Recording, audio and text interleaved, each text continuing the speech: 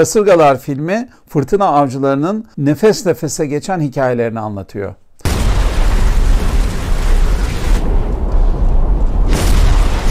Guys, whatever's in there, it's big and it's moving fast. Drive. Go. Fırtına avcıları derken tahmin edebileceğiniz gibi Amerika'da meydana gelen hortumların yıkıcılığını haberlerde sık sık seyrediyoruz. Ve ana vatanları da Orta Amerika.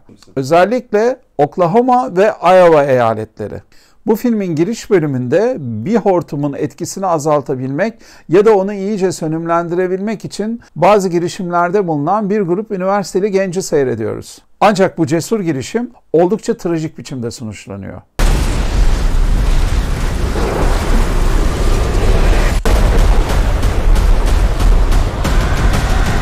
Filmin ana hikayesi bu olayın 10 yıl sonrasında geçiyor. Ana hikayede de 10 yıl önceki gençlerden biri olan Kate ile şimdi fırtınalardan naklen yayın yapan YouTuber Tyler başrollerde. İkisinin işbirliğiyle seyirciler nefes nefese durdurak bilmeden fırtınaları takip ediyorlar. Filmin yönetmeni Güney Koreli göçmen bir ailenin çocuğu olan ve bir noktada kendi hikayesini anlattığı Minari adlı filmle en iyi yönetmen ve senaryo dallarında Oscar adaylığı bulunan Lee Isaac Chung. Hemen hatırlatayım ki bu filmin öncüsü 1996 yılında Jen de Bount'un çektiği Twister. O filmde de boşanmanın eşiğindeki iki fırtına avcısı film boyunca hem fırtınaları takip ediyorlar hem de birbirleriyle tatlı tatlı kapışıyorlardı. 1996 yılındaki filmde hortumların neredeyse kalbine girerek onların karakterlerini hissetmiştik. Twister'da farklı kategorilerdeki hortumların şiddetiyle filmin başından sonuna kadar çok etkileyici sahnelerle karşılaşmıştık. Bu filmde ise günümüz teknolojisine uygun olarak daha gerçekçi görüntüler ve sesler elde edilmiş.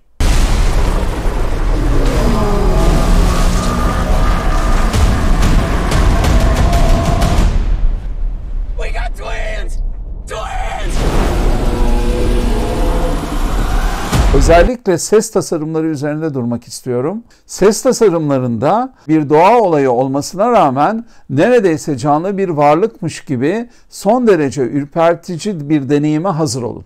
Görüntü etkilerinde de fırtınalar ve hortumların yapısal özellikleri çok daha organik ve gerçekçi. Özellikle final başta olmak üzere büyük sahneler var.